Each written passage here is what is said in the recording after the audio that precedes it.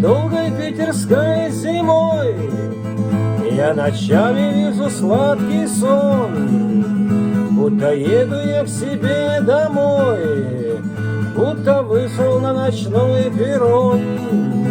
Над перроном глобус фонаря, мотыльки летят к нему на свет, и встречают меня все друзья, даже те, которых больше нет. Я в Раковке, где подсолнухов маковки, где полынь да смородина, где мой дом, моя родина.